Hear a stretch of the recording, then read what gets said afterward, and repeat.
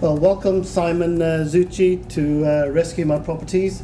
I've got our famous orange colours just to make it a bit more exciting, so that you know that we are the Rescue My Properties brand.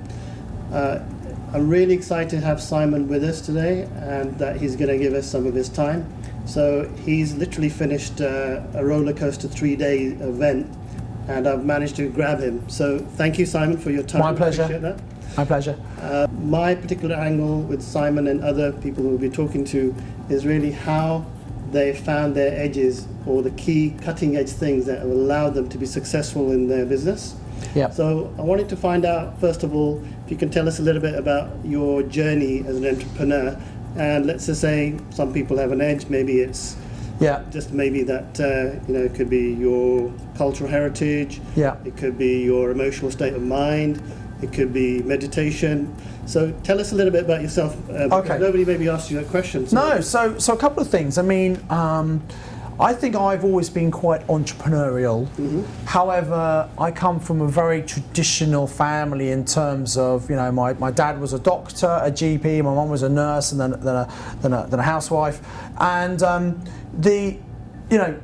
sometimes you meet entrepreneurs and they've been brought up in an entrepreneurial family. Their parents are business owners, and I think that's great because that nurtures that spirit. But I never had that. But I've always had this innate feeling inside myself that actually, I want to be more and do more. And I think an entrepreneur for me is a problem solver. And an entrepreneur looks at a market and says, what's the problem that needs solving here? And I've always been quite good at that. I've spotted gaps in the market and then I've just come up with a product or service to fit that gap. And I suppose, when I was a kid, one of my hobbies was magic, and I started to learn how to do magic, and I went to magic shops and bought magic tricks and got into a magic club and learned from other magicians. It was an early day mastermind, if you like, and then I became quite good by learning from other people, and I started doing, kids parties at age 16 and started doing after dinner cabaret for the local tennis club and things, and that was important because, some of my friends were starting to earn money and they might get paid £20, £25 for a whole day working in a shop. And I was earning £20, £25 for a 40-minute magic show on a Saturday afternoon. So I was getting paid, and this was back in mid-90s, okay? So it might have seemed like a lot of money now, but at the time, to me, it was quite a lot. So I realised having specialist knowledge was a way of actually earning more money. And so that was something that was quite an interesting theme that has appeared later in my life as well. And then, I've done things like, I went to a music concert and I looked around and I'd seen someone on TV who was going to kind of pop bands and selling whistles, and I saw no one selling whistles. So I thought, well, I'm going to go and buy some whistles, and bought some whistles. I went to Erasure concerts and Radio 1 concerts and just started making money. And I thought, this is easy. This is find something that people want and solve a problem. And I think that's the edge. It's the edge is being able to spot an opportunity. And here's the thing, LAKHI, it doesn't even need to be a new idea. You just look at what is someone else doing, but not very well. How can you make it better? So you don't have to come up with different ideas, just do things better than other people. And if you give value to people, you get rewarded financially for that.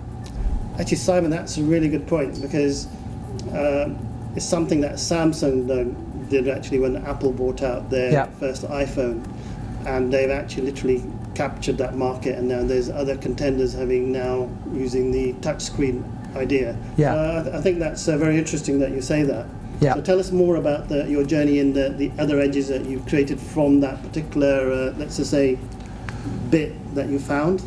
So for example, so I started investing in property in 1995, and I started work at Cadbury's, and I bought a house to live in myself, and I just rented out some of the rooms to my friends who were still at uni, and I pretty much lived for free. So I was saving some money for my job, and I had a part-time business running student nightclub events in Birmingham, which was great fun. And I had this money building up on a business bank account, so I decided to buy another property. And I moved out my first one, I rented that to students, bought another one, and I had this real recognition that actually, when you buy a rental property, you can rent it out, and the income that comes in, when you take off the mortgage, the insurance, the maintenance, you get some profit every single month without having to do any work. And that was a real light bulb for me. So I started buying more property, and by 2001 I was able to leave my full-time job. But by 2003, I'd replaced my income, but I actually felt really quite lonely. And I was going to breakfast network meetings, and I met a great solicitor, architects, accountant, everything I needed for my property business, but none of those people actually did property investing. And so I thought, wouldn't it be good if I can go to a property group, and I'd learned from Tony Robbins, a great believer in personal development, that environment and community is really important. So I went online, and there were no groups for property investors. So I thought, okay, I'm going to start one up. You know, a lot of people might have an idea and think, oh, wouldn't it be good if we had this, but do nothing about it. And I think an entrepreneur says, well, let's seize the opportunity, let's go for it. And I set up the very first networking in the UK. Now there are 50 PIN meetings around the country. There are lots of other meetings as well, but we're the biggest network, we're the longest running network, we've got a great reputation. Just because I saw an opportunity, I took action. Fantastic. Well, to be honest, your network now is like known globally in some ways, and you're known as the, let's just say, a leader in that innovation. Well, thank you. I don't think anybody's actually doing that internationally anywhere else. No, we are looking at that. We're looking to expand. There's lots to improve on still here in the UK. But actually, having that community and people can get together and is so important, because it's difficult to do stuff on your own. Well, I think PIN, I mean, not being funny about this, but I think the PIN network is actually pretty inspirational, because I think it's one of the few networks, I actually feel, this is genuine, yes, that there's somewhere you can go to, there is a community feel about it. Yeah. And it's not purely an upsell. No, I think in fact, yeah. you know, and thank you for saying that, because at our meetings, you know, we'll talk about the other products and other training we have. Of course, we'll mention them, but we're not saying, right, tonight, run to the back of and get this for £1. You know, we don't do that, because what we do is we say, look, come into the community, meet other like-minded people, learn from them, be inspired by them, and we know that there are people from our training, other people's training, and we know people talk. And we know if people talk to people who've done our training, they hear what incredible results people have got, they'll kind of come through to us almost by osmosis.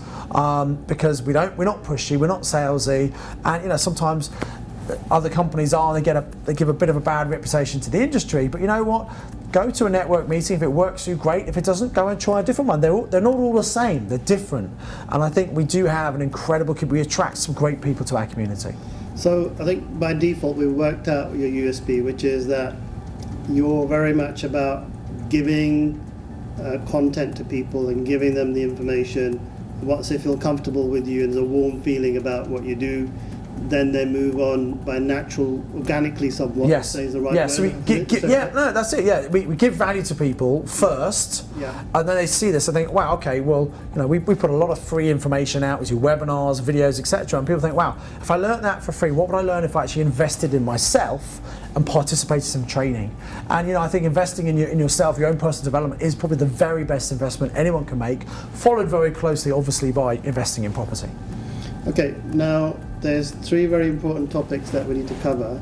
One is your network, yep, and how you network and you grow the PIN. And the other one is really how you moved on to other areas, and which I think is amazing, which is sort of like providing a quite, let's just say, sophisticated sets of property training, yes, which allows, let's just say, multi-dimensional understanding of property for different types of people at different yep, stages in their business and property careers. yes. So we'll move on to that as well. Okay. Right, Simon, it's really exciting that you know, you've found an organic way of actually getting people involved in your business. Yeah. What I'd like to know from you is I want to try and get into tips for our audiences so they can actually use the PIN to facilitate their journey, yep, with their success. Yes. So can you tell me the top 5 things in terms of why they would go to a PIN? Okay. Although they're evident to me. Yeah, of course. Of course. So first of all, going to any networking, and if you're in any industry, I think you should go to your industry meetings and meet other people. So the first thing is going to a property network meeting like PIN. You're going to get up to date what's actually happening in the industry. We normally have a letting agent and a broker who are sharing the latest things happening. So that's the first thing, keeping up to date. Okay. Secondly, we have at our network, some networking events you don't have this, but ours, we have speakers who are experienced people in the property world. They've had success, they've probably had some problems and challenges, and they share their knowledge and experience, so you don't have to make the same mistakes that most people make. You can learn from other people's mistakes, okay? The next thing is building your personal network. They do say the bigger your network, the higher your net worth. Yep. The more people you can tap into, and if you've got a problem, pick up the phone and speak to someone rather than trying to work things out on your own. So building your network's really important. Yep. And also building your belief. your belief about what can be achieved. Because you meet other people just like you, being successful, and maybe they've had challenges like you, maybe they haven't got much time, they haven't got much money, but they're doing it. It means you can absolutely do it as well. So building that personal belief is really important. And the final, fifth thing, I guess, is just making sure that you get into a positive environment. Something like property, you know, right now is the time we're filming this, there's uncertainty in the UK property market. And because of that, a lot of people are standing back, waiting to see what happens. And actually, if you know what you're doing, there's a great opportunity to get into it. But if you've got people around you, or you're reading in the press, oh, it's a dodgy time to invest, and family and friends who care for you and love you, don't want to see you make mistakes, oh, should you really be investing in property? All this negativity around you can stop you taking action. But if you're around like-minded, positive people who say, actually, yeah, if you want to replace your income, how are you going to do it? Do you want to do it? Great. You know, that's going to give you this boost of positivity. So coming into the right environment, that's what you're going to get by coming to network meetings. So I really appreciate those 5 points, because I think it's important that anybody who's out there investing, looking to invest, whatever your position is, and you're interested or excited about property, then Simon's networking events are, I would say, probably one of the best ones to go to, because of the approach is very simple, yet it's actually very encouraging. So it's quite soft sales, which is what would be my preference. Absolutely. I don't know what other people feel about it, but that's why I would say that's why you are, and funny enough, just so happened holistically that you're the first person on our podcast. So that's probably a good reason for it, I suppose. So that's the first thing we wanted to cover. So PIN networks are around the country, 52 of them. Just type in PIN, and your local area will. Pinmeeting.co.uk. Yeah. And lists all the meetings. People can click on their local one. I tell you what, as a bit of a gift for anyone listening to this podcast or watching the podcast, if you go to pinmeeting.co.uk, select your local meeting, scroll down to the bottom page. Now, it's normally £20 to come to a meeting, which is nothing really given what you get. But actually, if you go to the voucher, pay with a voucher code, click on that, and you put my surname in, which is Zutshi, Z-U-T-S-H-I.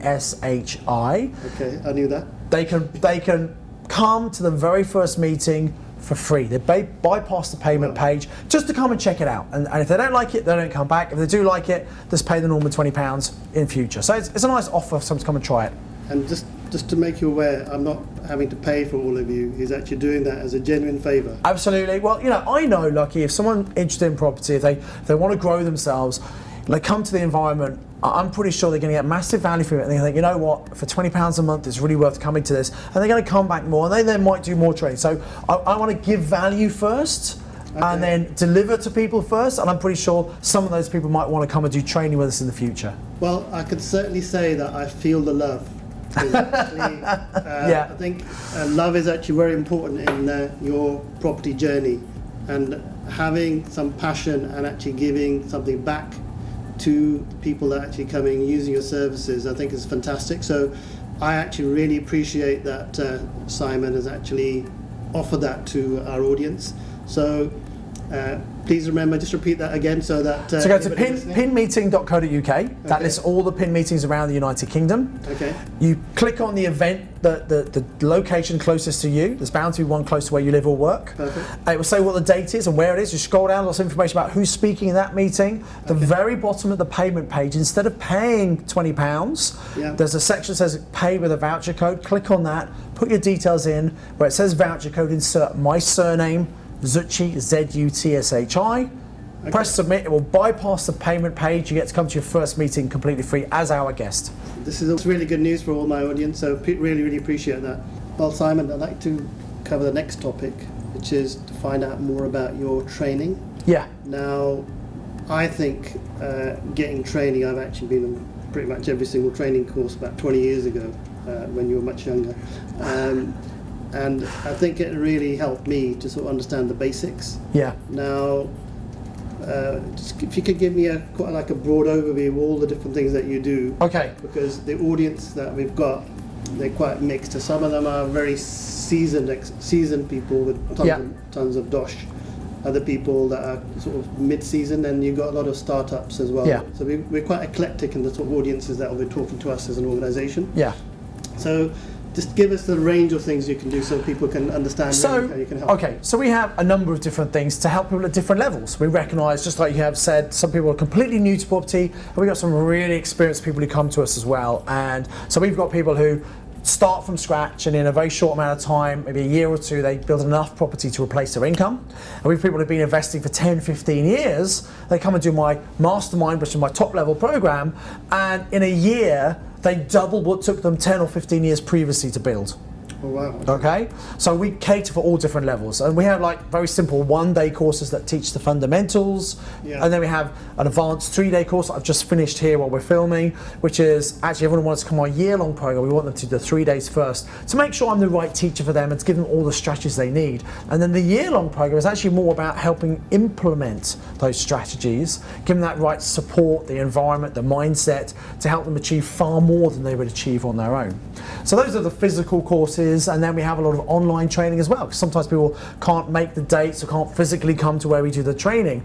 So we have we sell a lot of online training courses about strategies such as deal sourcing, which is one of the most important things you need to understand to be a successful investor, how to find great deals in the first place. We have specific strategies such as houses of multiple occupation, HMOs, great strategy to give you really high cash flow. And one of my personal favorite strategies, something called a PLO, purchase lease option, where you can control property and gain cash flow and equity growth from property you don't even own, which means you don't need mortgages, you don't need big deposits.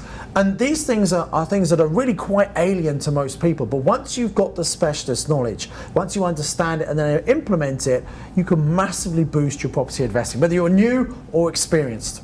So that's the kind of range of things we do. So if I just sort of summarise back to myself so I understood, so you can cater for somebody who's just sort of getting started, getting immersed, then somebody who's semi-experienced, or somebody that's very experienced but they want to look at other strategies they which may have not actually aware of. So because you can have someone who's been investing for 10, 20 years and they'll be really successful, but they've only done one thing. And they've just got good at that, they've copied, and that's been really good for them. But you know what, the market changes. And we have to sometimes adapt our investing strategy. There are opportunities we can take advantage of, and you can do that by broadening your knowledge base and understanding that there's more than just one strategy in property. Recognize there might be one or two things that you're not doing right now you could start doing, and that they can move you forward at a much quicker rate. Okay, because Simon's given us one of his nice offers away, he's also going to potentially give us another offer now of trying to squeeze a lot of things out. So I'm just joking, but let's just say out of those training courses that you're doing at the moment, there must be one that you think, okay, well, somebody starting off, this is something that if they did this, whether they're startup, mid-season, very season, if they did this, this will be the lowest cost, quickest way, and let's just say the one that you think is a technique probably work the best for somebody. Which are the one or two courses that you think would be? It would be a mix between, I think, deal sourcing. That particular course is a great course because it teaches the fundamental of know what's a good deal and how to go and find them. And then actually, if you get good at finding deals, LAKHI, you'll have more deals you can do yourself. And so you can take them and package them and sell them to other investors, as long as they're a good deal. So that's a great course. And that's a good place to start. But also, I'm also torn because a lot of long-term experienced investors might have heard of purchase, but they've never actually done that, which I would suggest if you've never done a purchase option, you don't actually know it well enough, because it's an incredibly powerful strategy. And people who are completely new can control property without mortgages, without deposits, so it's great for people who are new as well. I think it's one of those things that sometimes people learn a strategy like that and they then try and use that one strategy in every circumstance. The thing you need to understand is a purchase option has got to work for the seller. It doesn't work in every circumstance. So again, getting the knowledge and understanding, then you can use the appropriate tool at the appropriate time. So I think probably on balance, the purchase option training course is the best, and we have installments, so people can pay for it in one go, or they can spread the cost over 6 months, which really makes it affordable for anybody to do.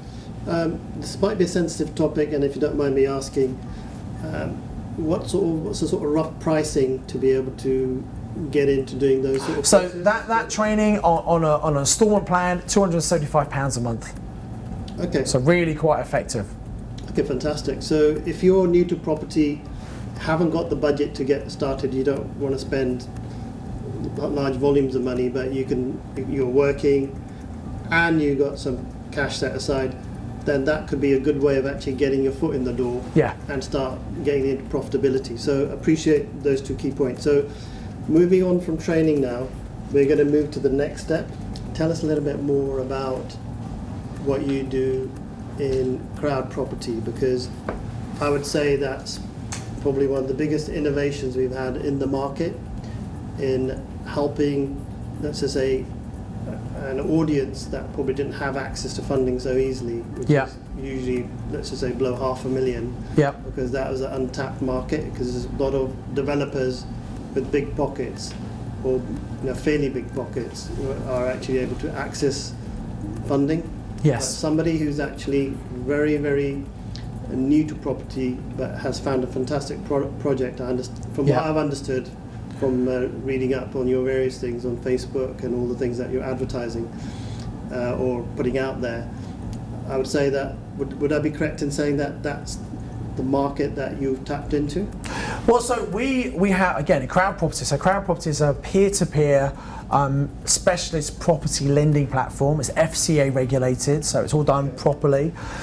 We won't lend to anyone who has bad deals. It has to be a great deal. It's got to meet our criteria. And we also want to make sure that the borrower has the ability to deliver the project. It might be a great project, they need to be able to deliver it as well.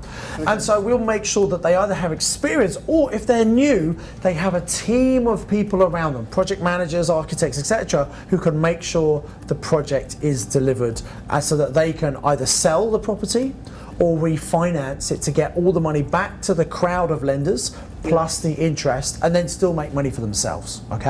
So I set up this business back in 2014 because I was doing larger development deals myself. I still actively invest in property, and I think it's really important. If I'm teaching other people, I need to be doing it myself, because the market changes, you've got to keep up to date with what's going on. And so I was doing bigger projects and I got very frustrated. I've got a pretty good track record, but even I found it very difficult to borrow from banks for development, because banks don't get development. They don't really want to lend to it. They take a long time to decide, then decide they don't want to lend. And I thought, this is crazy. And through my own projects and through many of my students, I know that a lot of people are finding really good projects that just need someone who understands how property works to fund those. At the same time, we've had record low interest rates, Bank of England base rates incredibly low, and around the world, in fact. So anyone with money in the bank is not making money. In fact, they're losing money if you've got money in the bank, because inflation is higher than the interest rate the bank pays you. So it's not good to have lots of money in the bank. And I suddenly thought, and I went to an event, I'm always educating myself, I went to a business event, and I heard about peer-to-peer lending and crowdfunding. I thought, I wonder if that can work in property. So again, spotting a need, I thought if we could put together a platform, and I was using other people's money to fund my deals, and I was dealing with people who are generally lending me 50k or more, actually high net worth people, but I realised that a lot of people in my database maybe not have that money, but they'd love to get a better return. So we've really democratised this. So anybody with £500 or more can come onto our platform, register as a lender for free. They can assess the projects we've got. We do extensive due diligence. We put it on the platform. Typically loans are maybe 12 to 18 months. And the individual can get an 8% return on their money, and we hold first charge security for that lender. So a normal person on the street can get in the kind of profits you would make if you were investing in property without actually investing in property. Someone else does all the hard work. And the lenders get the opportunity to borrow money, and instead of putting the money into the bank's pocket, they can pay a really healthy interest to a load of general public and reward them for supporting them. So the developer benefits because they get fast, reliable access to finance. That's one of our USPs, because we can move very, very quickly. We understand property. So just to reiterate, so speed, crowd property, speed, and reliability.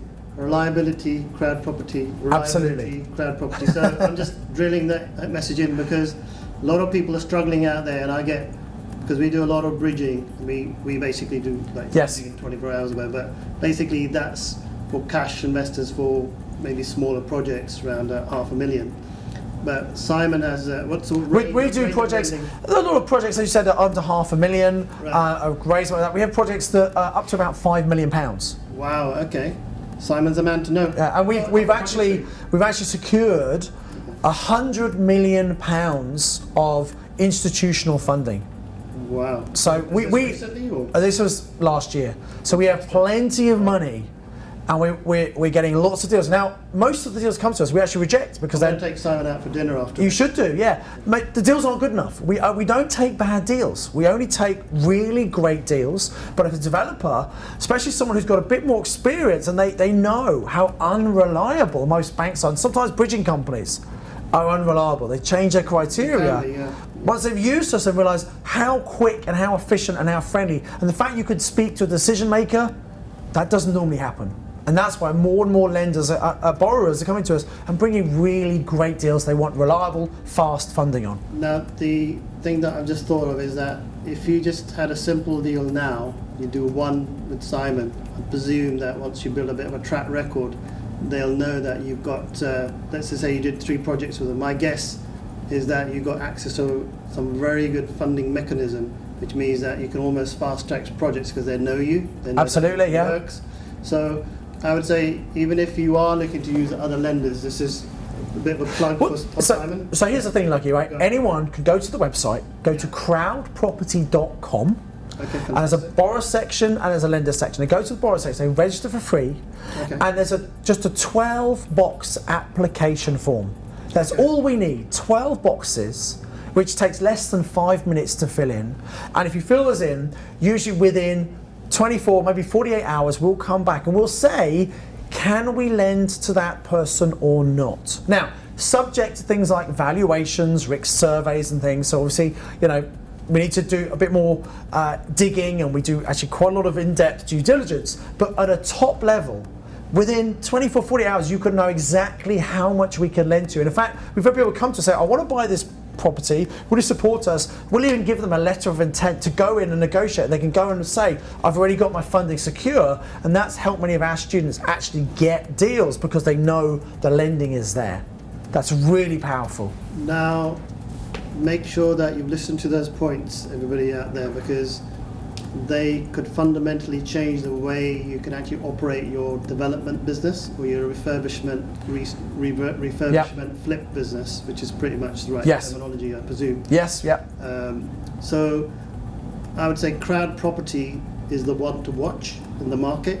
Because there isn't really anybody doing anything that innovative. And bridging companies, we work with a lot of them. We work with a lot of cash lenders. Yes. And you're right, the criteria can change, although we can do it quick. I would say we're amazing, of course, but you call it horses for courses. So crowd property is a specialist area around development and refurbs. So if you've got those... If you're doing a house to an HMO conversion, or you're turning a pub into flats, or even doing new builds, these are the kind of projects we do. Where the key is you've got to be adding value, because there's got to be a way for you to be able to pay back the crowd, normally by selling or refinancing to pay back the lenders plus the interest. That's the kind of project we're looking for. Now, the amazing advantage, I think a lot of people may not realise this, is why do the hard work of actually having to check whether your project's any good or not? If it's a rubbish project and it's no good, we'll tell you. We'll say it's not. You get told from the horse's mouth, which is the system that they've got.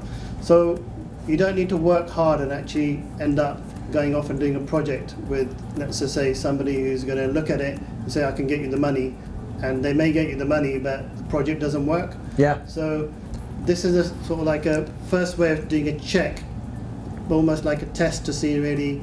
The litmus test to see really whether something can actually give you. That's a very astute distinction there, Lucky. So I think I'm really happy that you're somebody that can help our audiences. Yes. And we, as let's just say a consultancy which helps people looking for funding quickly, we will be looking to introduce lots of clients to you. Great. And so that's another conversation we're having. Obviously, in passing, I have actually recommended people to crowd property in the past, because I know your team as well. So there's something that everybody should look at before they jump into any sort of funding with a refurb or with a bridge or development. If they can get it in a good deal with Simon and his crowd, let's just say, crowd property. Yes. Then I think you should definitely talk to him. So that. Well, basically, just simple. Go to the website, crowdproperty.com. Go to the borrower page. Just fill the form in. That gets it into the system, and away you go. Okay. So I really appreciate Simon's time because he's covered the PIN, he's covered his training and what his USPs are. He's also covered crowd property because that can really help you with your quick finance and developments and refurbs. On top of that, what I want to ask now Simon is a very simple question. Where does he see his future?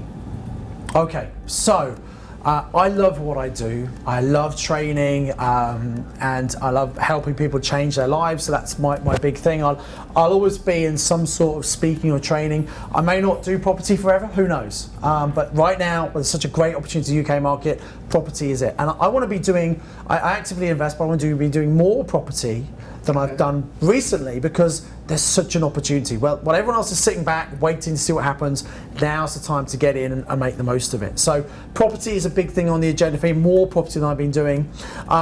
In terms of training, our training goes from strength to, we're getting better and better results. I think we'll be doing more and more home study programs because they're a more accessible way for people to come in at a lower cost, see just how good our training is, get great results, and then once they see this works, they might reinvest more money. So online training can be a big area for our growth, and also internationally for PIN, for crowd property. Who says we couldn't be doing stuff all around the world? So that's in a nutshell what we want to be doing. It's a very exciting time, Lucky. Okay, can you give me five critical tips that you would give to, let's just say somebody who's got about 4 or 5 properties now? Yeah. What are the 4 or 5 things that they should be looking out for in terms of the future market? Okay. And how they can make their business a success with everything you do? Because it looks like you're a one-stop shop for actually somebody who's getting into property. Well, in a number of ways, yes. One tip would be, in fact, let me share, I think probably anyone who's in property, let me share the 5 golden rules. Okay. So these are something I talk about in my book, Property Magic. It's an Amazon bestseller. I've got my notepad, so I'm going to take notes quickly. I'm sure you'll know these. You'll know these. All right, but golden rule number 1 that I talk about in Property Magic is, work with motivated sellers. Motivated sellers? People for whom speed and certainty is more important than the amount of money they get. They're flexible on price or terms. Perfect. Okay, got that. Second thing is, look at supply and demand. You always want to buy in an area with a good, strong rental demand. Rental demand, yield good, yeah. In many areas, like student properties, we've got more and more purpose-built blocks coming up, so there's a bit of an oversupply of student properties. There's a bit of an oversupply of HMOs in most parts of the country, but I would say there's an oversupply of average HMOs. If you make sure your HMO is better than the competition, you'll always be able to fill it.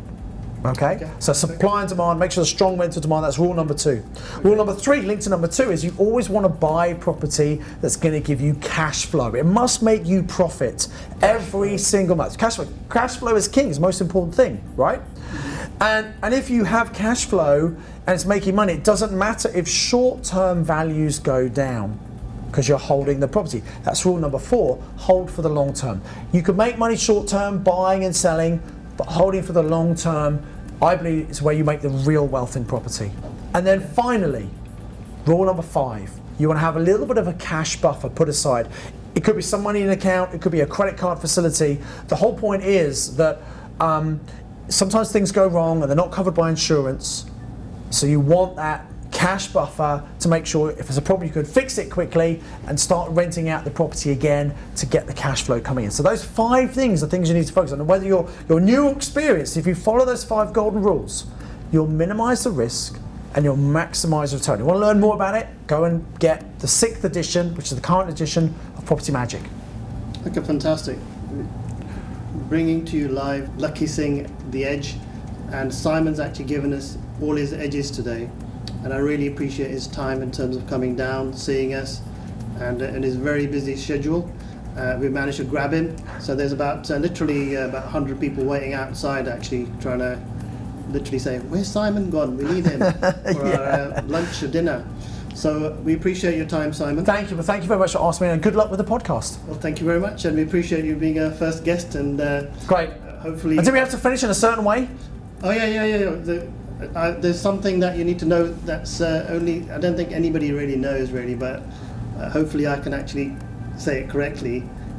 Simon is actually Indian, right? You're Indian? In Kashmiri. He's Kashmiri, yeah? Yeah. I'm a quarter Kashmiri. Quarter Kashmiri? Yeah.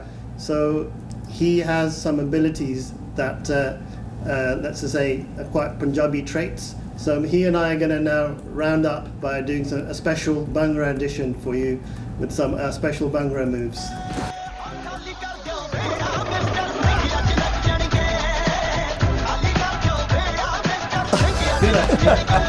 Thank you, Simon. Thank you, Lucky. All the best. Thank you so much. Speak to you soon. Pleasure meeting you. Thank you. Thank you.